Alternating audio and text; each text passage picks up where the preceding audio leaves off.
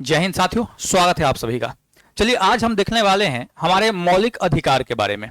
सामान्य तौर पे अगर हम मौलिक अधिकार की बात करें तो थोड़ी सी आपको जानकारी तो पहले से होगी ही कि मौलिक अधिकार जो है कहां से लिया गया है। बेसिक जानकारी की बात की जाए तो हम सबको पता है कि भैया मौलिक अधिकार जो है इसको लिया कहां से गया है, तो इसको लिया गया है अमेरिका के संविधान से। कहां से?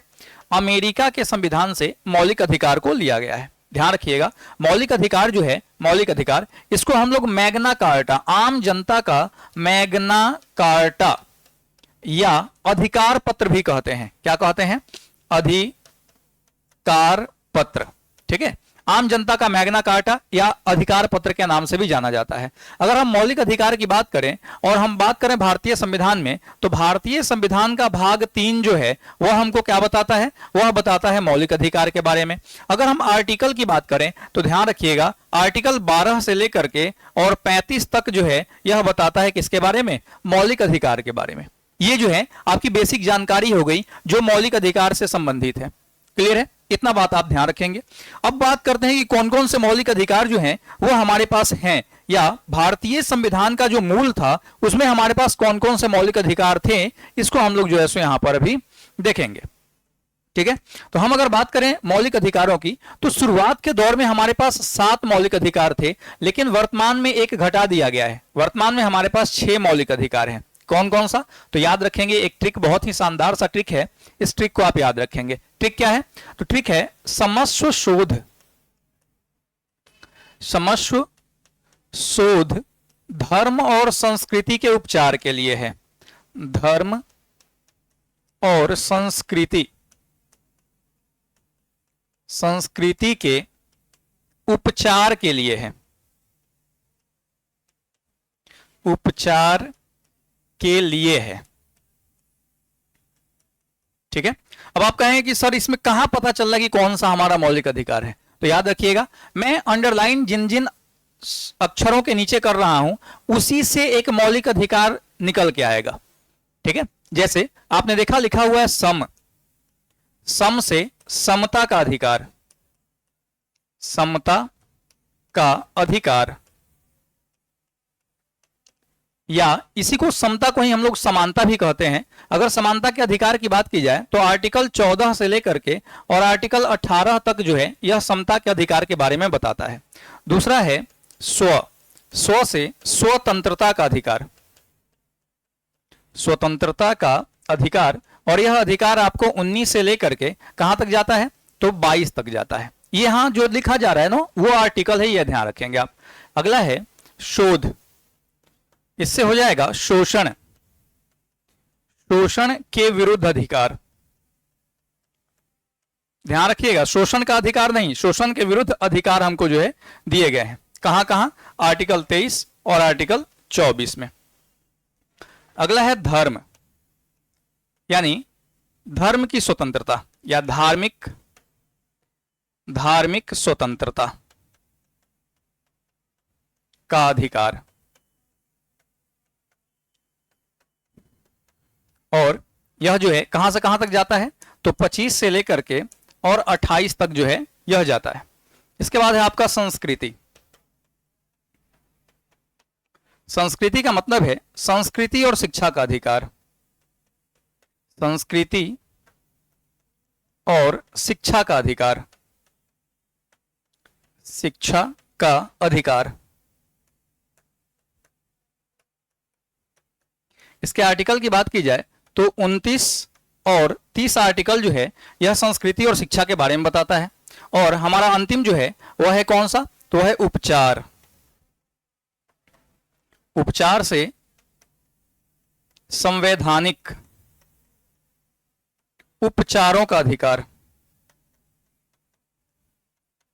संवैधानिक उपचारों का अधिकार, यह आर्टिकल 32 के अंतर्गत शामिल है।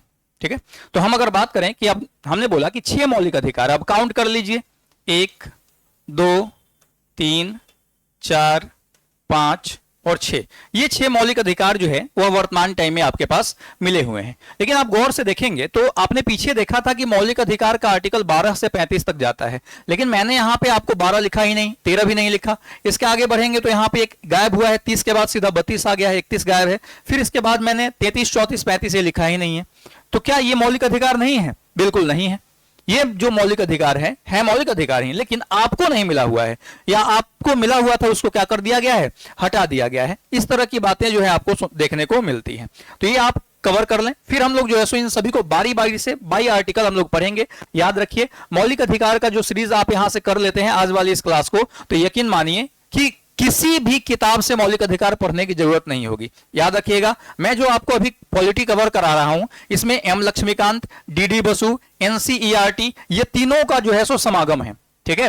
और मैंने अपने हिसाब से इस सिलेबस को टोटल डिजाइन किया हुआ है, तो आपको ज्यादा भारी भी नहीं लगेगा। आप चाहे किसी भी एग्जाम की क्यों ना तैयारी कर रहे हो, आपको इसमें किसी प्रकार का कोई दिक्कत नहीं लगेगा। वैसे आप जाकर के एम लक्ष्मीकांत पढ़िए, आधा से ज्यादा चीजें आपको समझ में नहीं आएंगी, क्योंकि वहां पे सीरियल क्रम से, सीरीज क्रम से नहीं है। कुछ बातें यहां पे है, कुछ बातें वहां पे हैं। आप डी बसु उठा के पढ़ लीजिए, माथा खराब होने लगेगा। एनसीईआरटी पढ़ लीजिए, वहां भी आपको चीजें जो है सो क्रमवार नहीं मिलेंगी। लेकिन मैं जो यहां पे आपको सीरीज करा रहा हूं, यह बिल्कुल क्रमवार करा रहा हूं। यानी आपको जो है तीनों किताब, इसको पढ़ने के बाद, मेरे क्लास को पढ़ने के बाद, आप मार्केट का कोई भी किताब उठाइए और पीवाईक्यू यानी प्रीवियस ईयर के सवाल को बनाइए, आपके सारे सवाल बनेंगे, ठीक है।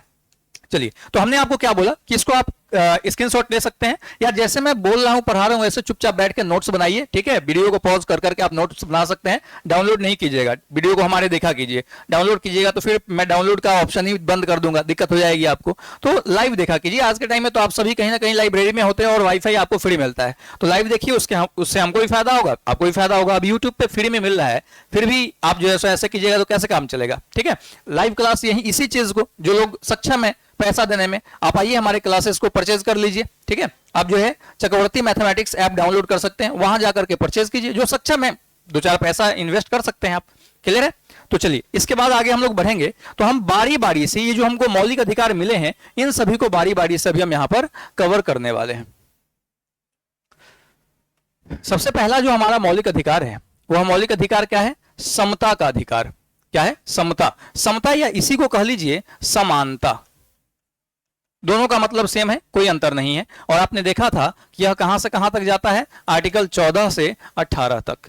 अब सवाल उठता है कि मैं 14 से 18 तक जब आपको पढ़ाऊंगा तो 12-13 तो छूट गया, याद रखिएगा, छोड़ना नहीं, उसको भी कवर कर लेते हैं। आर्टिकल 12 जो है यह क्या बताता है? तो भैया आर्टिकल 12 जो है यह आपको मौलिक अधिकार की गारंटी देता है। क्या देता है? मौलिक अधिकार की गारंटी। आपके पास जो है मौलिक अधिकार की गारंटी है, ये आपको मिलेगा ही मिलेगा। इसके बाद है आर्टिकल 13। आर्टिकल 13 क्या कहता है? कि मौलिक अधिकार समाप्त नहीं किए जाएंगे। मौलिक अधिकार समाप्त नहीं होंगे, नहीं होंगे, ठीक है। इसको खत्म नहीं किया जा सकता है मौलिक अधिकार को, यानी कि आम जनता का मौलिक अधिकार जो है वो हमेशा बना रहेगा, उनको मिलता रहेगा। अब आते हैं हम मौलिक अधिकार पे, यानी समता का अधिकार जो है अब यहां से आपका शुरू होता है। कौन सा? तो आर्टिकल 14। आप लिखेंगे कैसे? तो इधर लिख लीजिए ART डैश दीजिए, तब लिखिए ART, आर्ट फॉर आर्टिकल, यानी कि अनुच्छेद। हिंदी में वाले हिंदी में लिख लेंगे अनुच्छेद 14। ये क्या बोलता है? यह बोलता है, अब देखिए समता कैसा? क्या हम और आप समान हैं? आप स्टूडेंट हैं, मैं टीचर हूं, हम और आप समान नहीं है। हम और हमारे गार्जियन समान है क्या? नहीं, अलग अलग है ना भाई, हम सबकी अपनी पावर है, अपनी कैपेसिटी है। तो फिर समानता कैसा? तो याद रखिएगा, ये समानता कैसा है? तो कानून के समक्ष समानता। कानून के समक्ष समानता, यानी हम सभी जो हैं वह कानून के सामने क्या है? एक बराबर है। मान लेते हैं कि हम में और आप में लड़ाई हो जाती है, झगड़ा हो जाती है, और हम जो है सो आप जो है केस कर देते हैं, तो समानता। तो क्या होगा? जब आप केस कर देंगे तो ऐसा नहीं होगा कि जज साहब कहेंगे अच्छा मार्च साहब आप जो सुनाइए सोफा पे बैठिए, चल ले चल कटघरे में खड़ा हो, ऐसा नहीं होगा। हम दोनों कटघरे में खड़े होंगे। इसी को बोलते हैं समानता। कहां पे? कानून के सामने जो है, कानून के नजर में हम सभी क्या है? इक्वल है। हम और हमारे पिताजी, आप और आपके पिताजी, ये दोनों आदमी भी इक्वल है, क्योंकि जितना मौलिक अधिकार हमको दिया गया है ना उतना ही हमारे पिताजी को है। ऐसा नहीं है कि पिताजी थोड़े से बड़े हैं, उम्र दराज है तो उनको ज्यादा दिया जाएगा, ऐसा बिल्कुल नहीं है। हम दोनों को मौलिक अधिकार जो है इक्वल दिया गया है, यानी संविधान जो है हमको, हमारे पिताजी को, हमारे बच्चों को, सबको बराबर अधिकार देता है। यानी इंडिविजुअली जो है जितने पावरफुल हमारे पिताजी हैं उतने ही पावरफुल हम हैं, उतने ही पावरफुल हमारा बच्चा होगा। लेकिन समाज, सोशल कुछ चीज होता है, समाज जो है वो हमको बहुत सारे काम को करने से रोकता है। जैसे आप लव मैरिज कीजिएगा तो लव मैरिज जो है ना, आपको समझिए कि किससे ज्यादा टफ है, तो आपको जो है लव मैरिज वो सीधा सीधा समझिए कि यूपीएससी निकालने से ज्यादा टफ है। ठीक है, ऐसे आप कुछ कर लीजिए, कोई दिक्कत नहीं है। जैसे ही लव मैरिज की बात होगी तो समझिए कि घर में भूचाल आ जाएगा। अब जो है अलग अलग टाइप के क्वेश्चंस आने शुरू हो जाएंगे, आप बना ही नहीं पाइएगा, इस तरह का भूचाल आता है। तो कहने का मतलब क्या है कि कानून के नजर में हम सब बराबर हैं, और यह अधिकार हमको कौन देता है? आर्टिकल 14 देता है। आर्टिकल 15 यह क्या कहता है? तो भैया ये कहता है कि जन्म, भाषा, लिंग, जाति और जन्म स्थान के आधार पर भेदभाव नहीं होगा। ठीक है, 5 चीजें ध्यान रखिएगा। जाति, धर्म, भाषा, लिंग, जाति, धर्म, यहां पे धर्म छूट गया। ठीक है, क्या है? धर्म, भाषा, लिंग, जाति और जन्म स्थान के आधार पर भेदभाव आपसे नहीं किया जाएगा, सभी इक्वल हैं। आर्टिकल 16 कहता है लोक नियोजन में अवसर की समानता। लोक नियोजन, लोक नियोजन माने हुआ सीधा सीधा सरकारी नौकरी। लोक नियोजन में अवसर की समानता, अवसर की समानता।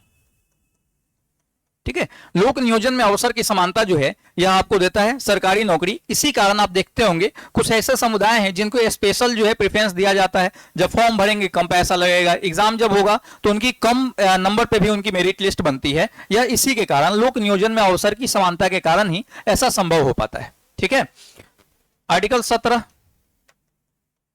यह कहता है अस्पृश्यता का अंत। अस्पृश्यता यानी छुआछूत, छूत का अंत। ठीक है, जो हम लोग देखते हैं आपका 1857 का विद्रोह, तो 1857 के विद्रोह का तत्कालीन कारण जो था वह क्या था? मंगल पांडे द्वारा जो है सो उसके सार्जेंटों को गोली मार देना। और मंगल पांडे ने ऐसा क्यों किया? क्योंकि मंगल पांडे एक जगह पर स्नान कर रहे थे, दोपहर का टाइम था, और एक व्यक्ति जो है सो आया, बोला कि थोड़ा सा हमको पानी पिला दीजिए, दोपहर काफी धूप है और इसमें जो है हमको प्यास लगी हुई है। अपने यहाँ मार्च अप्रैल में काफी गर्मी होती है, उसी दौर का कहानी है ये, अप्रैल की कहानी है ना। तो उन्होंने पूछा कि कौन सी जाति का हो, तो उसने किसी दलित समाज का नाम बताया। तो उन्होंने बोला कि हट हट हट, दूर हटो, तुमसे हमारा जो है तुम्हारी परछाई से भी हमको जो है सो दूर रहना है, मेरा धर्म भ्रष्ट हो जाएगा। मंगल पांडे भूमिया ये थे, ब्राह्मण थे। उसने इसी बात पे कह दिया कि अच्छा, हमको पानी पिलाने से आपका जाति भ्रष्ट हो जा रहा है, आप समुद्र लांग के जा रहे हैं और चर्बी जो है सो दांत से फाड़ रहे हैं, शुगर गाय का था, आपका धर्म भ्रष्ट नहीं हो रहा है। इतना सुनने की देरी थी, वो जो है सो आग बबूला हो गए और जाकर के हत्या कर दिए थे। क्या था? इसी चीज को खत्म करने की बात जो है सो आपको आर्टिकल 17 कहता है कि भारत में छुआछूत जो होगा इस जैसे प्रावधान नहीं रहेंगे, और मुझे लगता है कि नहीं भी रहना चाहिए। आज के समय में जब आप कोचिंग वगैरह, इंस्टीट्यूट वगैरह में पढ़ते हैं, तो वहां पे जब आप फॉर्म भरते हैं तो कभी नहीं पूछा जाता है कि आपको जाति भी भरनी है। ठीक है, सब लोग एक साथ बैठ कर, कौन किस जाति का है किसी को कोई लेना देना नहीं होता, सब लोग साथ में बैठ के पढ़ते हैं, और ये अच्छी चीज है। अगला है आर्टिकल जो है सो 18, यह क्या कहता है? उपाधियों का अंत। उपाधियों का अंत। ठीक है, उपाधियों का अंत। जैसे आप सुनते होंगे महात्मा गांधी भारत के राष्ट्रपिता हैं। ठीक है, तो राष्ट्रपिता क्या है? एक उपाधि है। तो जब उपाधियों का अंत हो गया तो महात्मा गांधी भारत के राष्ट्रपिता कैसे हुए? तो याद रखिएगा, महात्मा गांधी भारत के राष्ट्रपिता हैं, यह बात संविधान में कहीं नहीं लिखा गया है। क्यों? क्योंकि हमने उपाधियों का अंत कर दिया है। तो फिर कहिएगा कि सर तो गांधी जी को राष्ट्रपिता क्यों कहते हैं? तो एक्चुअली गांधी जी जो हैं उन्होंने राष्ट्रीय आंदोलन में बढ़ चढ़ के हिस्सा लिया था, और उस समय के आंदोलनकारियों ने उनको राष्ट्रपिता के नाम से संबोधित किया था। नतीजा ये हुआ कि हम लोग जो है सो महात्मा गांधी को राष्ट्रपिता कह लेते हैं, लेकिन इसका वर्णन संविधान में कहीं नहीं है, इस बात का ध्यान रखेंगे।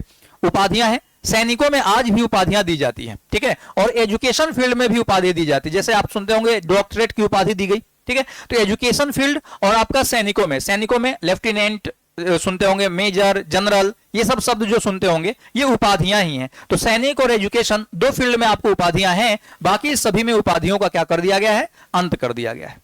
क्लियर? तो याद रखिएगा, समानता का अधिकार जो है 14 से 18 तक, यही 14 से 18 तक है जो हमको बताता है। इसको आप याद रखेंगे, एग्जाम में आपसे सवाल पूछे जाएंगे और आप कवर कर सकते हैं ध्यान से, ठीक है। स्क्रीनशॉट लेना है ले लीजिए, लिख लिए होंगे तो अच्छी बात है, मेरे साथ साथ लिख रहे होंगे तो कोई दिक्कत ही नहीं है। इसके बाद आगे बढ़ते हैं हम लोग। समता के अधिकार के बाद क्या था? स्वतंत्रता का अधिकार। स्वतंत्रता का अधिकार कैसा अधिकार भैया? स्वतंत्रता का। हम स्वतंत्र रहेंगे, हमको कोई रोकने वाला नहीं होना चाहिए ना। आर्टिकल 19 से 22, ठीक है। कई बार ऐसा होता है कि हम कुछ करने जाते हैं, बाबूजी रोक दे रहे हैं, नहीं करोगे तुम। यह अधिकार बाबूजी को नहीं है, संविधान के अकॉर्डिंग मेरी मर्जी है, मैं कर सकता हूं अगर वह लीगल है तो, ठीक है। लेकिन बाबूजी एक्सपीरियंस के हिसाब से रोकते हैं ना कि बेटा ऐसा ना करो। जैसे सुनते होंगे, मैंने अभी थोड़ी देर पहले बताया कि जैसे ही लव मैरिज कीजिएगा फिर जो है सो लव की बात होगी तो गार्जियन जो है सो बड़ा रोकने का कोशिश करते हैं। क्यों रोकते हैं? क्यों पिताजी क्यों रोकते हैं? क्या उनको एक्सपीरियंस नहीं है? अरे बाबू बहुत एक्सपीरियंस है, बाल उनका ऐसा ही नहीं पका है। अगर पिताजी की लव मैरिज हुई होती तो आपकी मम्मी कोई और होती। बात समझ में आया? ठीक है। तो बाबूजी जो है उस एक्सपीरियंस के हिसाब से रोकते हैं कि बेटा मत कर मत कर, कोई फायदा नहीं है उसका, ठीक है। बट ऐसा नहीं है, चीजें जो है बस अंडरस्टैंडिंग। अरेंज मैरिज भी बहुत सारे जो है टूटते हैं, लव मैरिज भी बहुत सारे सक्सेस होते हैं। वो आपसी अंडरस्टैंडिंग जो है ना वो होनी बहुत जरूरी होती है, ठीक है। तो स्वतंत्रता का अधिकार की अगर हम बात करें तो स्वतंत्रता का अधिकार हमको 19 से 22 तक मिला हुआ है। पता है आपको एक बात, महात्मा गांधी जो थे वो अराजकतावादी थे, ठीक है। अराजकतावादी का मतलब क्या हुआ? वो चाहते थे कि राज्य ना हो। राज्य का मतलब क्या हुआ? प्रशासन। राज्य का मतलब कानून, ठीक है। वो चाहते थे कानून ना हो, क्योंकि सब लोगों को पता है क्या अच्छा है क्या बुरा है, वो अपना अच्छा बुरा समझते हैं। और जो आदमी समझता है अच्छा बुरा तो बुरा क्यों करेगा? लेकिन एक बात बताइए, क्या रावण नहीं समझता था क्या अच्छा है क्या बुरा है, फिर भी उसने बुरा किया ना? तो गांधी जी चाहते थे कि जब स्वतंत्रता मिल रही है तो पूर्ण स्वतंत्रता हो, इंसान को जो करने का मन हो वो करे, ठीक है। संविधान नहीं बनना चाहिए, राज्य नहीं होना चाहिए, प्रशासन नहीं होनी चाहिए। लेकिन जरा सोच के देखिए, आज के समय में प्रशासन है, राज्य है, कानून है, फिर भी लोग जो है सो गलत करते हैं। तो अगर वो दौर होता, गांधी जी की बात मान ली गई होती, तो आज के समय में क्या होता? आज के समय में मत से न्याय होता। मत से न्याय का मतलब क्या है कि बड़ी मछली छोटी मछली को खा जाएगी। आज के समय में क्या होता? जिसकी लाठी उसका भैंस होता, यानी जो ताकतवर होता वो जो है सो मालिकाना हक रखता। आज के समय में क्या होता? जंगल राज हो जाता। जंगल में क्या होता है? जो ताकतवर है, जो बढ़िया बलवान है, जो बलशाली है, वो जो है सो किसी को मार देगा। अब शेर है, शेर 5 जानवर है, 5 को मार देगा, खाएगा ससुर है, वो को मार दिया जो है सो 5 को। बात समझ में आ रहा है? तो गांधी जी की ये बातें जो है थोड़ी सी अटपटी थी, ये नहीं होना चाहिए था। हालांकि आज के टाइम में नहीं भी है, कानून बना हुआ है, नियम बने हुए हैं, राज्य हैं। खैर, आते हैं हम लोग स्वतंत्रता के अधिकार पर। तो आर्टिकल 19 जो है, आर्टिकल 19 यह आपको कैसी स्वतंत्रता देता है? तो भैया यह अभिव्यक्ति की स्वतंत्रता देता है। कैसी स्वतंत्रता? अभिव्यक्ति, अभिव्यक्ति की स्वतंत्रता। अच्छा, अभिव्यक्ति साथ में लिख देते हैं, गड़बड़ हो जाएगा। अभिव्यक्ति की स्वतंत्रता, स्वतंत्रता, ठीक है। अब आप कहिएगा सर अभिव्यक्ति मतलब बोलना। हाँ, बोलना भी होगा, लेकिन केवल बोलना ही नहीं होगा। अभिव्यक्ति का मतलब क्या हुआ? हम अपनी बातों को किसी के पास रखना है तो कैसे रख सकते हैं? बहुत सारे तरीके हैं। बोल करके रख दिए, आंख मार दिए, नहीं सीटी मार दिए, इशारा कर दिए, ये सारे तरीके हैं जिसके द्वारा हम अपनी बातों को लिख के दे दिए। नहीं सुनते हो, खून से जो है सो चिट्ठी लिख दिया, तो लिख के दे दिया। यानी अपनी भावनाओं को, अपनी बातों को सामने वाले के पास हम किसी भी कई एक तरीके से पहुंचा सकते हैं। तो वो सभी तरीके मिल करके अभिव्यक्ति की स्वतंत्रता कहलाती हैं। क्लियर है? तो आर्टिकल 19 जो है यह आपको बोलने की आजादी नहीं देता। आर्टिकल 19 आपको अभिव्यक्ति की स्वतंत्रता देता है कि आप अपनी बातों को जैसे रखना है रखिए। लेकिन 19 जो है ना, इसको कई एक क्लॉज में डिवाइड किया गया है। जैसे आर्टिकल 19 का ए या 19 का क, इसी को ए भी कहेंगे। 19 का क क्या कहता है? यह कहता है बोलने की आजादी, बोलने की आजादी। ठीक है, आप बोलते हैं, कोई रोकता है क्या? कोई नहीं रोकता है। हाँ, समाज रोकता है। जैसे दो बड़े बात कर रहे हो तो उस समय बीच में बोलिएगा तो आपको जो है क्या माना जाएगा? असभ्य माना जाएगा। ये समाज रोक रहा है, संविधान आपको नहीं रोक रहा है। बिल्कुल बोल सकते हैं आप, काहे नहीं बोल सकते हैं? बात समझ में आया? तो बोलने की आजादी जो है वह 19 के ए के तहत आता है, और इसी के तहत आ जाता है प्रेस की स्वतंत्रता। प्रेस की स्वतंत्रता, प्रेस क्या है इसमें बोला ही तो जाता है ना। तो प्रेस की स्वतंत्रता जो है वो भी 19 के ए के तहत आ जाती है। आर्टिकल 19 का, इसको एबीसीडी कर लेते हैं बाबू। आर्टिकल 19 का बी, यह क्या कहता है? याद रखिएगा, इसको मैं एक याद करने के तरीके से, याद करने के व्यू से आपको समझा रहा हूं कि आसानी से याद हो जाएगा। जैसे मान लिया कि मैं सरकार का विरोध कर रहा हूं, और सरकार का विरोध कैसे कर रहे हैं? नारेबाजी कर रहे हैं हम, ठीक है ना, नारेबाजी हम कर रहे हैं सरकार के विरोध में।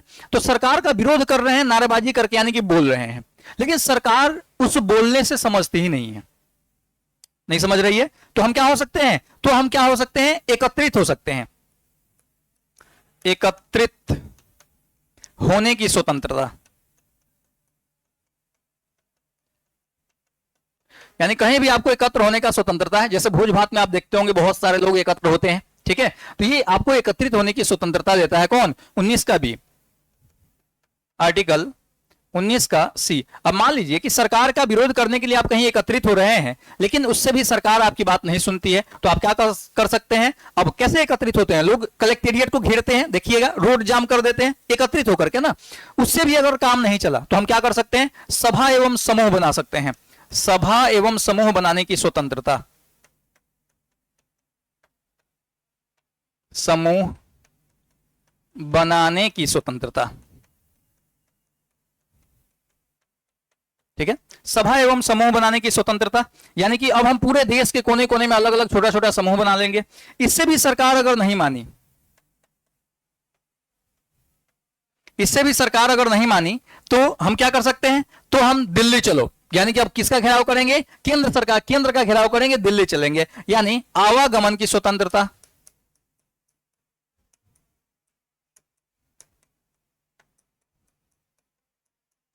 आवागमन की स्वतंत्रता,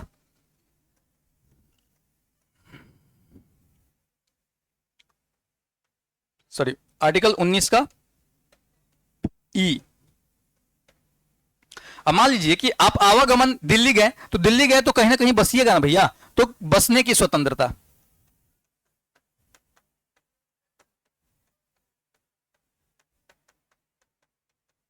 जैसे आप सुनते होंगे कि वहां जंतर मंतर में लोग जो है सो इकट्ठा होते हैं, रुकते हैं, बसते हैं आंदोलन करने के लिए। देखो, बसने की स्वतंत्रता, कहीं भारत के किसी भी कोने में आपको बसने की स्वतंत्रता है।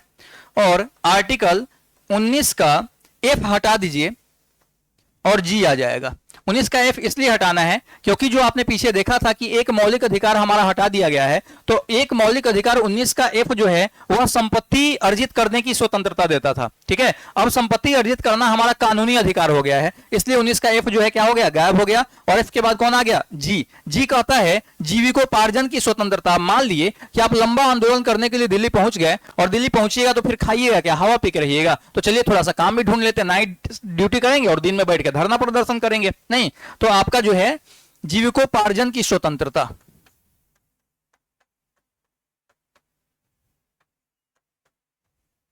जीविकोपार्जन की स्वतंत्रता, ठीक है। व्यक्ति को जो है जीविकोपार्जन की स्वतंत्रता है, जो भी आपका जो है सो जीविकोपार्जन कर सकता है, करना चाहिए। जैसे आप सुनते होंगे दिल्ली, भारत से लोग, बिहार से लोग, बहुत सारे लोग दिल्ली जाते हैं, पंजाब जाते हैं, काहे जाते हैं? काम करने के लिए जाते हैं, चार पैसा कमाने के लिए जाते हैं। तो यही जीविकोपार्जन की स्वतंत्रता जो है चार पैसा कमाने की बात आपको कहता है। ध्यान रखिएगा, स्वतंत्रता का अधिकार जो 19 से 22 में है, उसमें केवल 19 में ही ये सारी बातें आ गई। ये सारी बातें जो है आर्टिकल 19 के तहत आती है। 19 का clause A B C D करके हम लोगों ने इसको कवर किया है। तो ये आप लिख लीजिएगा, याद रखेंगे। मैंने जो तरीका बताया वैसे आपको याद लंबे समय तक रहेगा, ठीक है। नहीं तो ऐसे जो लिखा हुआ है उसको भी आप याद कर सकते हैं। क्लियर है? चलिए, अब आर्टिकल 19 के बाद बात करें तो 19 के बाद आता है आपका कौन? आर्टिकल 20। आर्टिकल 20, और आर्टिकल 20 क्या कहता है? दोषी को सुरक्षा, दोषी को सुरक्षा। अब आप कहेंगे कि सर ये दोषी को हम सुरक्षा काहे देंगे? दोषी को सजा देना चाहिए। बिल्कुल देंगे। लेकिन मान लीजिए किसी व्यक्ति को गिरफ्तार किया गया है, तो भैया उस गिरफ्तार किए हुए व्यक्ति को कारण पूछने का अधिकार होगा ना, भैया काहे गिरफ्तार किए हैं, यही दोषी की सुरक्षा है। उस दोषी को, जिसको गिरफ्तार किया गया है, उसको अपना वकील करने का अधिकार होगा, क्योंकि अपने आप को निर्दोष साबित करने का उसका तो मौलिक राइट है ना, मौलिक अधिकार है, तो उसको अपना वकील करने का अधिकार होगा। यही दोषी को सुरक्षा की बात कहता है। इसके बाद आर्टिकल 21 जो है यह बताता है जीवन जीने का अधिकार, जीवन जीने का अधिकार। ठीक है, अब देखिए, जब कभी इमरजेंसी की घोषणा होगी, भारत सरकार इमरजेंसी घोषित करेगा देश में, तो उस दौरान हमारे सारे मौलिक अधिकार खत्म हो जाते हैं एक्सेप्ट 20 और 21। ये दोनों मौलिक अधिकार जो हैं आपातकाल के दौरान भी हमारे साथ बने रहते हैं। ठीक है, जैसे आपने देखा पीछे कि आर्टिकल 19 आपको कहता है कि भैया एकत्रित होने की स्वतंत्रता है, 19 का भी आपको बताता है कि आप कहीं भी एकत्रित हो सकते हैं। लेकिन आप देखे होंगे कोरोना के टाइम में बोल दिया गया था कहीं एकत्रित नहीं होना है, भीड़ भाड़ नहीं लगाना है ना, यानी आपके मौलिक अधिकारों का हनन किया गया था। 19 का किया गया, लेकिन 20 का नहीं किया गया। दोषी को सुरक्षा, मान लीजिए कि लॉकडाउन के दौरान किसी को गिरफ्तार किया गया, तो ऐसा नहीं कि उसको कारण पूछने का अधिकार, उसको वकील करने का अधिकार खत्म हो गया, ये उस समय भी रहेगा उसके पास, तो यही आपको दोषी को सुरक्षा रहता है। जीवन जीने का अधिकार, आप देखे होंगे लॉकडाउन के समय में सबको घर में बिठा दिया गया था, लेकिन दूध वाले को, होटल वाले को, सब्जी वाले को, उनको बंद नहीं किया गया था। हाँ, आप जाके नहीं खा सकते थे, लेकिन वह आपके घर पे आके पहुंचा सकता था। बात समझ में आया? क्यों? क्योंकि मान लेते हैं कि अगर लॉकडाउन के दौरान सब लोगों को घर में 21 दिन तक रख दिया जाता, तो लोग भूखे मर जाते भैया। तो कोरोना से मरे या ना मरे, भूखे जरूर मरना है, तो लोग सोचते चलो कोरोना से मर लेते हैं, भूखे काहे मरेंगे। तो इसलिए इसको जो है खुला रखा गया है कि जीवन जीने का अधिकार हमारा एक ऐसा मौलिक अधिकार होगा जो लॉकडाउन के दौरान भी कायम रहेगा। क्लियर है? आर्टिकल 22, गिरफ्तारी से स्वतंत्रता या गिरफ्तारी के संबंध में स्वतंत्रता। अब गिरफ्तारी के संबंध में क्या स्वतंत्रता है? तो किसी भी व्यक्ति को गिरफ्तार जो किया जाएगा, उनको 24 घंटा के भीतर मजिस्ट्रेट के सामने हाजिर करना है।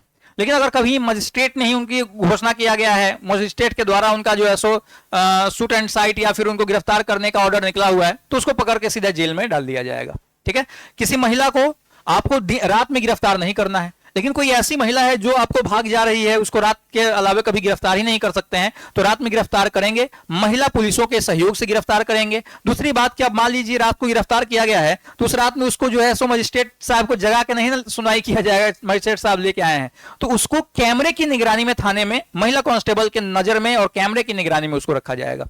क्लियर है? तो ये आपको गिरफ्तारी के संबंध में आपको सुरक्षा प्रदान करता है। और आपने देखा था कि स्वतंत्रता का अधिकार आर्टिकल 19 से लेकर के 22 तक है, तो इसको याद रखेंगे कि 19 से 22 तक स्वतंत्रता का अधिकार जो है वह कैसा अधिकार है आपको। क्लियर है? यानी आप स्वतंत्र हैं, आपके पास स्वतंत्रता का मतलब है कि भारत में एक चाय बेचने वाला प्रधानमंत्री बन सकता है, एक इंटर पास किया हुआ व्यक्ति क्रिकेट का भगवान बन सकता है। यही तो स्वतंत्रता है आपको। इसी प्रकार की स्वतंत्रता आपको जो है प्राप्त हुई है। लेकिन ये स्वतंत्रता के साथ साथ हमारे कुछ कर्तव्य भी हैं, ध्यान रखना है कि उस कर्तव्य के तहत ही हमको जो है सो वहां तक पहुंचना है। क्लियर है? चलिए, तीसरा जो हमारा मौलिक अधिकार है, शोषण के विरुद्ध अधिकार। शोषण के विरुद्ध अधिकार का मतलब क्या हुआ? इसमें आर्टिकल कौन सा है? तो 23 और 24, यह दोनों आर्टिकल शोषण के विरुद्ध अधिकार की बात करता है। जैसे मास्टर साहब से पढ़ लिए फ्री में, आज शेयर ही नहीं किए दोस्तों में, ठीक है, मास्टर साहब से पढ़ लिए और परचेज ही नहीं किए, फ्री में पढ़ लिए, तो क्या है? मास्टर साहब का शोषण है भैया। मास्टर साहब से कुछ ले रहे हैं तो मास्टर साहब को भी दीजिए जो संभव हो ना। आज के समय में परिस्थितियां बदली हैं, पहले होता था कि ऑफलाइन क्लास जब आप करते थे तो आकर के जो है सो पढ़ते थे, यहाँ पे ज्यादा फीस लगती थी, ऑनलाइन क्लास में थोड़ा कम फीस लगता है। ठीक है, ऑनलाइन बैच परचेज कर लिए, नहीं किए हुए यूट्यूब पे देख रहे हैं तो दोस्तों में ग्रुप्स में जितना पॉसिबल हो सके शेयर कर दिए। ये क्या हुआ? ये शोषण नहीं हुआ, ये जो है आप ले रहे हैं तो भैया उसके बदले में मास्टर साहब को भी दे रहे हैं। तो शोषण के विरुद्ध अधिकार जो आर्टिकल 23 और 24 है, ये क्या कहता है? तो भैया याद रखना है, आर्टिकल 23 कहता है बंधुआ मजदूरी पर प्रतिबंध। क्या कहता है? बंधुआ मजदूरी पर प्रतिबंध, बालात श्रम पर प्रतिबंध। क्या है? बंधुआ मजदूरी, मजदूरी और बालात श्रम, बालात श्रम पर प्रतिबंध। ठीक है, अब आप कहेंगे सर ये बंधुआ मजदूरी और बालात श्रम क्या है? तो याद रखिएगा, बंधुआ मजदूरी का मतलब हुआ कि मेरे पिताजी ने किसी से कर्ज ले लिया और ब्याज के बदले में उसके यहां काम कर रहे हैं, कभी मूलधन सधेगा? नहीं सधेगा।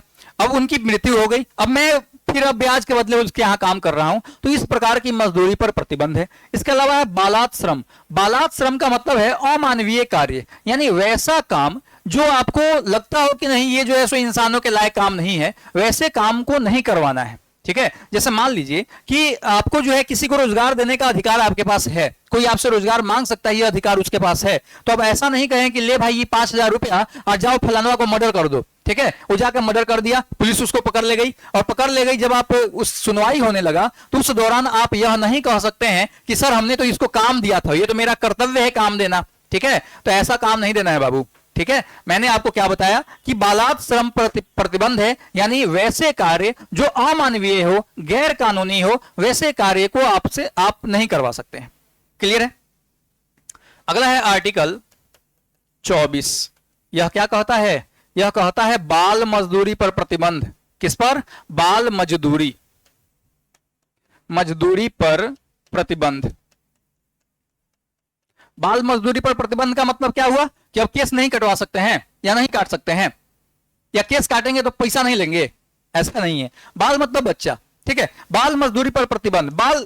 बालक कब तक माना जाएगा? तो 6 से लेकर के 14 वर्ष, यानी 14 वर्ष की आयु तक का जो बच्चा होगा वह बाल मजदूर माना जाएगा, और उससे आप मजदूरी नहीं करवा सकते हैं। लेकिन फिर भी आपके दिमाग में एक सवाल आएगा कि आप देखते हो कोई बच्चा ठेला चला रहा है, कोई बच्चा जो है सो गोलगप्पा बेच रहा है ना शाम के टाइम में, तो फिर उसको पुलिस रोकती क्यों नहीं है? अब एक चीज समझिए, सामान्य तौर पे हमारे यहां गरीबी भी तो अपने चरम पर है, हमने बाल मजदूरी पर प्रतिबंध लगाया है, तो ये कैसा बाल मजदूरी? ऐसा कल कारखानों में काम नहीं करवाना है बच्चों से। ठीक है, स्कूल का टाइम है, स्कूल के टाइम में वो स्कूल जाएगा, और शाम में सुबह में थोड़ा जो टाइम बचेगा उस टाइम में थोड़ा, चूंकि जीविकोपार्जन भी जरूरी है ना, जिंदा रहने के लिए आपको जीने का अधिकार जो है आपको मिला हुआ है। मान लीजिए कि स्कूल में आज के टाइम में खिचड़ी मिलता है, तो उस खिचड़ी से काम तो नहीं चलता। बहुत सारे घर परिवार के लोग ऐसे हैं जो काफी दयनीय स्थिति में है, वो खाएंगे नहीं, कमाएंगे नहीं तो कैसे खाएंगे? ठीक है, तो स्कूल के अलावा, पढ़ाई लिखाई के अलावा जो टाइम बचता है उसमें वो काम कर सकते हैं, छोटे मोटे काम कर सकते हैं। ऐसा काम नहीं करना है जो बच्चों के लायक ना हो। ठीक है, तो ऐसे काम को वो कर सकते हैं। यहां जो रोका गया है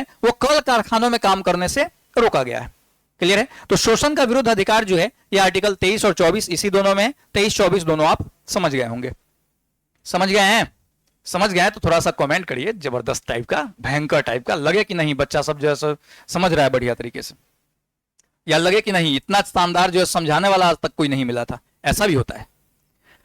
अगला है धार्मिक स्वतंत्रता का अधिकार। यह आर्टिकल 25 से लेकर के 28 तक है। धार्मिक स्वतंत्रता का अधिकार। भारत में आप हैं तो आप किसी भी धर्म को फॉलो कर सकते हैं, कोई रोक टोक आपको नहीं है, और होनी भी नहीं चाहिए। विश्व में आप देखिए, जिन देशों ने किसी एक धर्म को ज्यादा प्रायोरिटी दे दिया, किसी एक धर्म को आपको जो है मान्यता दे दिया, उन सभी देशों की हालत काफी गंभीर है। आप अपने अगल बगल में उठा के देख लीजिए।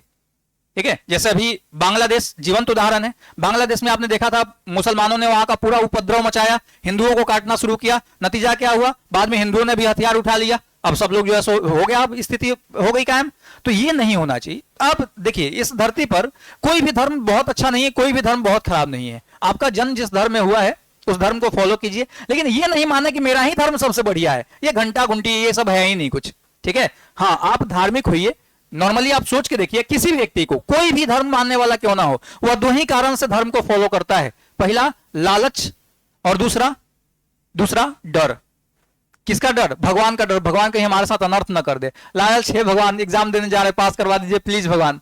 नहीं, तो हम जो है दो ही कारण से धर्म को फॉलो करते हैं, और उसमें हम कट्टर क्यों होंगे? फालतू काम है ये। ठीक, किसी भी धर्म को मानिए, कोई फर्क नहीं पड़ता है आपको। ठीक है, बस कट्टर नहीं होना है। समाज का इस बात का भी ध्यान रखना जरूरी है कि अगर कोई धर्म सबसे बढ़िया होता तो कोई प्रूव करके दिखा दे कि उनका धर्म सबसे बढ़िया है, डिबेट करे हमसे, और अगर वो प्रूव कर दिया कि उसका धर्म सबसे बढ़िया है तो मैं उस धर्म को मान लूंगा। ये हकीकत ये है कि आपको जो मिला हुआ है ना, आपके कर्म के बदौलत मिला हुआ है। जैसे अगर हिंदू धर्म सबसे बढ़िया है तो हिंदू धर्म को मानने वाले सभी लोग बहुत अच्छे होते हैं, लेकिन ऐसा नहीं है। हिंदू धर्म में भी भीख मांग के लोग खा रहे हैं, हिंदू धर्म में भी रॉयल लाइफ जी रहे हैं। मुस्लिम धर्म, इस्लाम सबसे बढ़िया है तो इस्लाम धर्म में के मानने वाले सभी लोग बहुत अच्छे होते हैं, ऐसा नहीं। इस्लाम में भी भीख मांग के खा रहे हैं, इस्लाम में भी अच्छे लाइफ जी रहे हैं, नहीं। ईसाई सभी धर्म में है। तो अब उनका जो लाइफ स्टाइल है किसके कारण है? तो भैया उनके कर्म के कारण है। नहीं, यानी कर्म की प्रधानता है। गीता में भी भगवान कृष्ण ने कहा है, क्या कहा है कि भैया कर्म किया जाए, फल की चिंता ना करे इंसान। यानी आपको जो है कर्म करना पड़ेगा, आपको जो मिलेगा आपके कर्म के बदौलत एकदम एग्जैक्ट मिलेगा, उससे उसमें कोई कमी नहीं होगी। ठीक है, तो ध्यान रखिए, कर्म ईमानदारी से करना, अभी पढ़ाई ईमानदारी से करनी है, जैसे मैं ईमानदारी से पढ़ा रहा हूं। अब बात करें हम 25 और 28, 25 से 28 तक, तो आर्टिकल 25 कहता है कि सभी नागरिकों को अंतःकरण की स्वतंत्रता और धर्म का पालन, प्रचार, प्रसार करने की अधिकार की गारंटी देता है। यानी भारतीय संविधान जो है उसका आर्टिकल 25 आपको अपने धर्म का अंतःकरण से, माने पूरे मन से, जी जान से अपने धर्म का पालन करना, धर्म का प्रचार प्रसार करने की स्वतंत्रता की गारंटी, ध्यान रखिएगा, हमारा संविधान गारंटी देता है। बात समझ में आया? यही कारण है कि कुछ ऐसे भी पर्व होते हैं जिसमें लोग लाठी भाला लेके निकलते हैं, जैसे मुस्लिम में तजिया, हिंदू में आपका जो होता है वो महावीरी अखाड़ा, ठीक है, तो उसमें लोग लाठी वगैरह लेके निकलते हैं। आप देखिएगा उस पर रोक नहीं लगाया जाता, उस पर उस समय पुलिस जो है पूरी चाक चौबंद हो जाती है, यानी कि सरकार पुलिसों के अलर्ट कर देती है कि आप खड़ा रह करके इनका त्योहार मनाने दीजिए। गारंटी देता है हमारा संविधान, यही कारण है कि पुलिस आपको मनाने देती है। नहीं तो जैसे ही लाठी वगैरह लेके आप तलवार लेके निकलिएगा, आर्म से लग जाएगा, उसको रोक दिया जाएगा, लेकिन ऐसा नहीं किया जाता है। बात समझ में आया? क्यों? क्योंकि आर्टिकल 25 जो है हमको गारंटी देता है। आर्टिकल 26 यह कहता है कि यह नागरिकों के धार्मिक मामलों के प्रबंधन की स्वतंत्रता प्रदान करता है और यह सार्वजनिक व्यवस्था, नैतिकता और स्वास्थ्य के अधीन है। ध्यान रखिएगा, यहां पे एक चीज, एक कंडीशन लगा दिया गया है। क्या कंडीशन लगा है? कि नागरिकों के धार्मिक मामलों के प्रबंधन की स्वतंत्रता देता है संविधान, लेकिन ध्यान रखिएगा यह स्वतंत्रता जो है ना सार्वजनिक व्यवस्था, यानी कि आप जो है अब तजिया लेके निकले और पूरा रोड जाम कर दिए, यह नहीं हो सकता है। ठीक है, आपको ये ऐसा आयोजन कर रहे हैं जिससे पूरा का पूरा रोड व्यवस्था, आवागमन जो है सो बाधित हो जाए, या उस एरिया के, उस समाज के, उस क्षेत्र के लोग जो है सो को दिक्कत होने लगे, तो ये नहीं हो सकता है। जैसे रात के टाइम में हम लोग पूरा डीजे वगैरह बजा दिए, पूरा भोमा सिंगा बजा दिए, ये नहीं कर सकते। आप देखिएगा कि माइक वगैरह बजने पे रात में 10 बजे से सुबह 6 बजे तक बैंड है, इसी के कारण कि सार्वजनिक व्यवस्था, आपका आप आयोजन कीजिए, कोई रोक टोक नहीं है, लेकिन आपके आयोजन से सार्वजनिक व्यवस्था बाधित नहीं होनी चाहिए। दूसरी बात है कि नैतिकता, ठीक है, अब लेकर के लाठी भला लेके निकले हैं, तजिया लेके निकले हैं, मुसलमान के जो है हिंदू के मंदिर में कुछ फेंक फाक दिए, हिंदू वाले निकले हैं मुसलमान के मस्जिद में कुछ कर दिए, तो ये नहीं करना है। वैसे भी देखिए, मैंने अभी थोड़ी देर पहले बताया कि धर्म जो है ना आपको नैतिक भी बनाता है। इस बात को ध्यान रखिएगा कि आप किसी के साथ गलत कीजिएगा तो गलत आपके साथ भी होगा, इन सब चीजों का भी ध्यान रखें। और स्वास्थ्य, मान लेते हैं कि आप जो है डीजे वगैरह बजा रहे हैं और उससे किसी व्यक्ति ने कंप्लेन कर दिया कि हमको जो है सोने में दिक्कत हो रहा है, ठीक है, तो उस स्थिति में आपको पुलिस आएगी, उसको बंद करवा देगी। तो इस बात का ध्यान रखना है कि आपको जो है गारंटी भी दिया गया है, आपके प्रबंधन का अधिकार भी दिया गया है, स्वतंत्रता भी दी गई है, लेकिन इन चीजों का ध्यान आपको भी रखना है। ठीक है, चलिए अगला आर्टिकल 27 है। 27 क्या कहता है? देखिए, आर्टिकल 27 कहता है कि किसी भी व्यक्ति को किसी विशेष धर्म या धार्मिक संप्रदाय के प्रचार या रखरखाव के लिए कोई कर या शुल्क देने के लिए बाध्य नहीं किया जाएगा। जैसे आप देखते होंगे कोई पूजा होता है, कोई आयोजन होता है, तो हम लोग चंदा वगैरह लेते हैं, तो चंदा जो है ना स्वेच्छा से लेना है, जबरदस्ती नहीं लेना है। ठीक है, यही बात आपको जो आर्टिकल 27 बता रहा है कि आप किसी धार्मिक प्रोग्राम का आयोजन कर रहे हैं तो कीजिए, कोई दिक्कत नहीं है, लेकिन उसमें शुल्क या चंदा वगैरह जो है यह कंपलसरी ना हो या जो जबरदस्ती ना हो, इस बात का भी ध्यान रखें। आर्टिकल 28 जो है यह कहता है कि कुछ शैक्षणिक संस्थाओं में धार्मिक या धार्मिक उपासना में उपस्थिति की स्वतंत्रता, कुछ ऐसी भी शैक्षणिक संस्थाएं हैं जहां पे आप जो है धार्मिक आयोजन कर सकते हैं या धर्म के बारे में चर्चा परिचर्चा कर सकते हैं। देखिए, 3 प्रकार की शैक्षणिक संस्थाएं भारत में वैलिड हैं। कौन कौन सा? एक होता है सरकारी, जिसको आप लोग राजकीय यानी कि सरकार के पूर्ण नियंत्रण में, ठीक है। दूसरा होता है अर्ध सरकारी, और तीसरा होता है आपका क्या? तीसरा होता है ऐसा स्कूल जो एक्चुअली धार्मिक स्कूल ही माना जाता है, जैसे गुरुकुल हो गया, मदरसा हो गया। तो तीनों में क्या अंतर है? जो सरकारी है, जो राजकीय है, जो सरकार के पूर्ण नियंत्रण में है, वहां किसी भी कीमत पर धार्मिक प्रोग्राम का आयोजन नहीं किया जाएगा। दूसरा, जो अर्ध सरकारी है, वहां पर अगर धार्मिक प्रोग्राम का आयोजन किया जाता है तो उस धार्मिक आयोजन के लिए उस जिस बच्चों के सामने किया जा रहा है, उस बच्चों से, उसके गार्जियन से इस बात का परमिशन आपको लेना पड़ेगा कि हम धार्मिक आयोजन करने जा रहे हैं, आपके बच्चे आएंगे या नहीं आएंगे। ठीक ठीक है। जैसे कोई स्कूल है, उसमें हिंदू बच्चे भी पढ़ते हैं, मुस्लिम बच्चे भी पढ़ते हैं, और हिंदू स्कूल है, उसने हिंदू पूजा का आयोजन किया हुआ है, तो मुस्लिम बच्चों से इसकी परमिशन, उसके गार्जियन से परमिशन लेना अनिवार्य है। तीसरा जो है वो होता है आपका गुरुकुल हो गया, मदरसा हो गया। यह वैसे स्कूल हैं जो धार्मिक प्रोग्रामों के लिए, धार्मिक ज्ञान के लिए ही बनाए गए हैं। तो यहां पे अगर कोई व्यक्ति अपने बच्चे को का एडमिशन करवा रहा है तो वह यह नहीं डिमांड कर सकता कि नहीं मेरे बच्चे को धार्मिक शिक्षा नहीं दी जाएगी। भैया वो धार्मिक शिक्षा के लिए ही बना हुआ शिक्षण संस्थान है। क्लियर है? तो ये 3 तरह के शिक्षण संस्थान है, ये ध्यान रखेंगे। आपको आर्टिकल 28 यही बताता है कि कुछ शैक्षणिक संस्थानों में धार्मिक या धार्मिक उपासना की स्वतंत्रता, उपस्थिति की स्वतंत्रता है, यानी गुरुकुल हो गया, मदरसा हो गया, यहां पर जो है सो आप धार्मिक शिक्षा दे सकते हैं। क्लियर है? चलिए, तो ये जो है आपके मौलिक अधिकार थे, कौन से? ये धार्मिक स्वतंत्रता का मौलिक अधिकार था। अगला है संस्कृति और शिक्षा का अधिकार। ध्यान रखिएगा, अगर आपसे सवाल पूछा जाए कि भैया जरा ये बात बताइए कि कौन सा अधिकार अल्पसंख्यकों को दिया गया है, तो संस्कृति और शिक्षा का अधिकार जो है यह स्पेशली अल्पसंख्यकों को दिया गया है। ठीक है, कौन सा? संस्कृति और शिक्षा का अधिकार केवल अल्पसंख्यकों को दिया गया है। क्लियर है? आर्टिकल 21(9) कहता है कि व्यक्तियों को अपनी बोली, भाषा, लिपि या संस्कृति को सुरक्षित रखने का अधिकार है। व्यक्तियों को अपनी बोली, भाषा, लिपि और संस्कृति को सुरक्षित रखने का अधिकार है। आप भारत में कभी घूम के देखिए, मेहनत कीजिए, जॉब लग जाए तो उसके बाद कभी कभी छुट्टी लेकर के भारत के अलग अलग राज्यों में घूमिए, आप देखिएगा वहां की भाषा, वहां का परिधान माने वस्त्र, कल्चर, वहां का जो है बोलचाल है, वहां के त्योहार, बहुत सारे मंदिर वगैरह, सब बहुत सारी चीजें जो है सो कल्चर बदली हुई दिखेंगी। ठीक है, तो ये जो है आपको ये अगर कोई ऐसी जातियां, जनजातियां हैं जिनका अपना स्पेशल जो है चीजें हैं, तो उनको जो है वह बचा सकती हैं, सुरक्षित रख सकती हैं। आर्टिकल 30 कहता है भाषाई और धार्मिक अल्पसंख्यकों को अपने स्वयं के शैक्षणिक संस्थान स्थापित करने प्रशासन का मौलिक अधिकार प्रदान करता है। यानी जो अल्पसंख्यक समुदाय हैं उनको अपनी शैक्षणिक संस्थान स्थापित करने का अधिकार है कि भैया आप अपनी शैक्षणिक संस्थाएं स्थापित कीजिए और अपने प्रकार की शिक्षाओं को जो है उसमें प्रदान कीजिए। मदरसा इसी कैटेगरी में आपका आता है। क्लियर है? चलिए, यहां तक अगर आपका क्लियर हो गया तो अब बताइए कि क्या वीडियो शेयर लायक है या नहीं, क्या वीडियो लाइक लायक है या नहीं। अगर है तो करिए भाई। अगला है छठा मौलिक अधिकार और अंतिम मौलिक अधिकार। यह क्या कहता है? संवैधानिक उपचारों का अधिकार बताता है। आर्टिकल किसके तहत?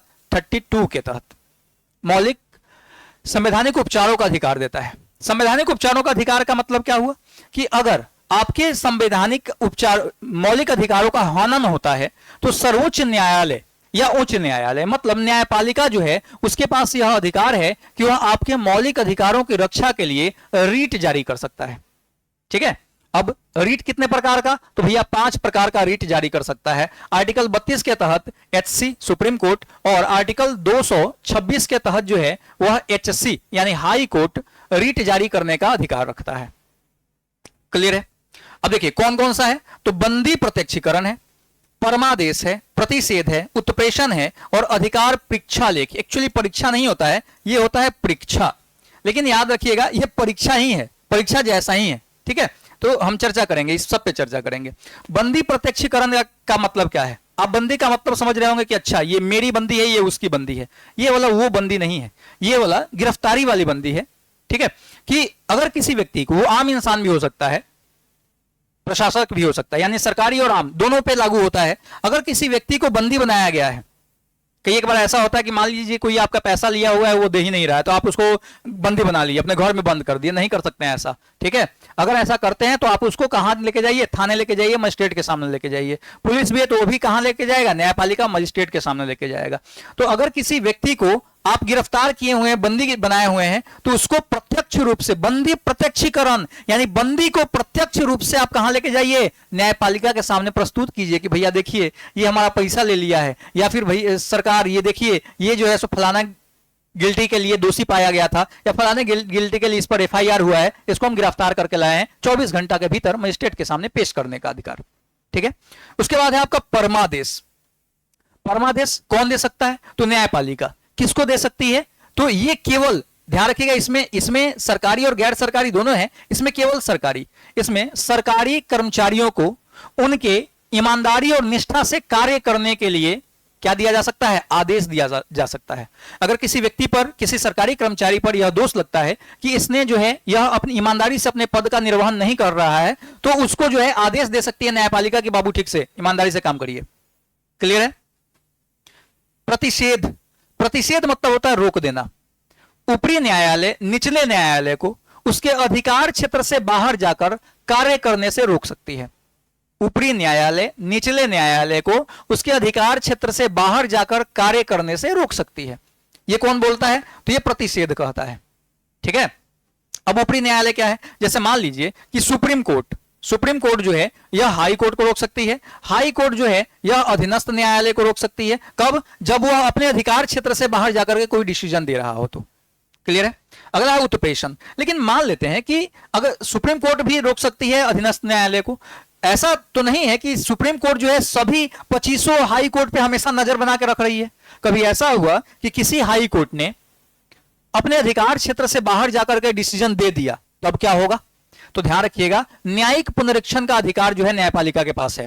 ठीक है। तो अगर किसी निचले न्यायालय ने अपने अधिकार क्षेत्र से बाहर जाकर के कोई डिसीजन दे दिया है, तो ऊपरी न्यायालय उसको क्या कर सकती है? बदल सकती है। इसी को बोलते हैं उत्प्रेषण। यानी उत्प्रेषण के तहत ऊपरी न्यायालय निचले न्यायालय द्वारा दिए गए निर्णयों को बदल सकती है। क्लियर है?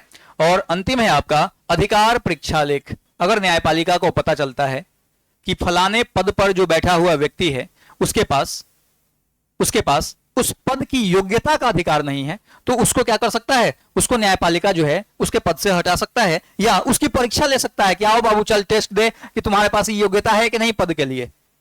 क्लियर है? इसी को बोलते हैं अधिकार परीक्षा लेख। अभी आपने देखा होगा पूजा खांडेलकर कुछ करके नाम था, जो आईएएस थी ना, तो उन्होंने फ्रॉडबाजी करके जो है इस पद को ग्रहण किया था, बाद में उनको हटा दिया गया। तो ये आपको अधिकार परीक्षा लेख के अंतर्गत ही ये अधिकार है न्यायपालिका के पास कि वह जो है या तो परीक्षा लेगी या फिर अगर माना गया गिल्टी पाया गया तो उसको पद से हटा सकती है।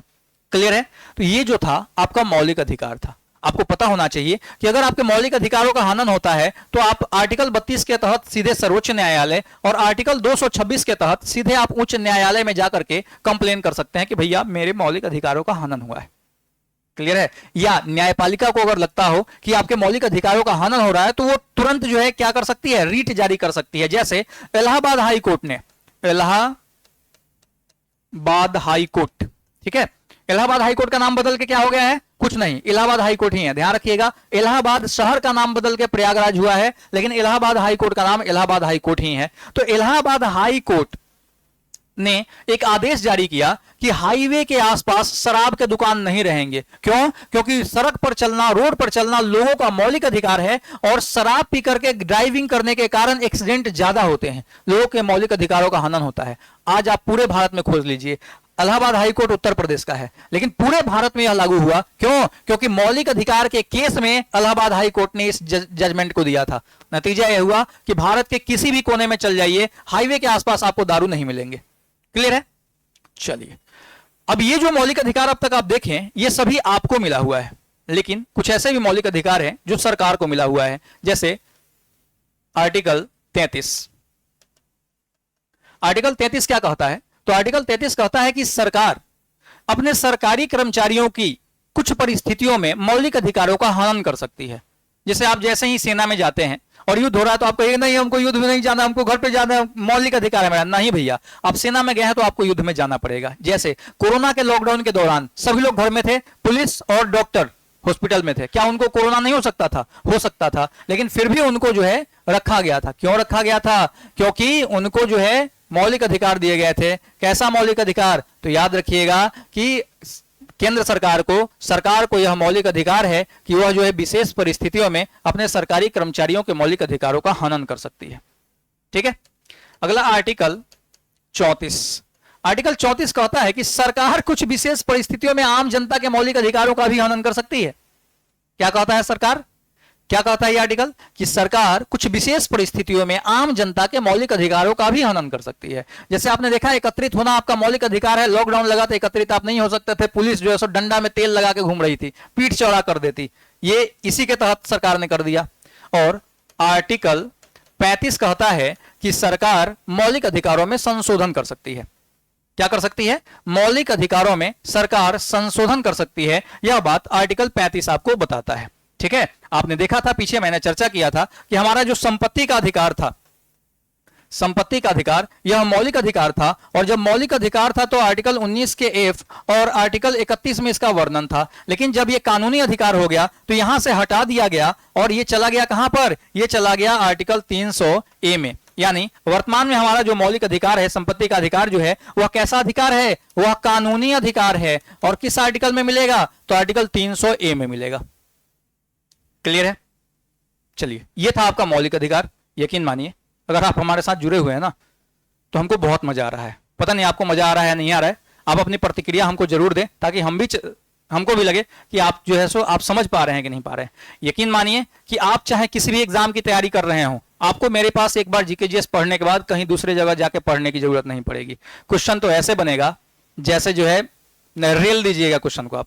ठीक है, चलिए मिलते हैं हम लोग कल फिर इसी तरह से। तब तक स्वस्थ रहें, मस्त रहें, अपने पढ़ाई में व्यस्त रहें। Thank you.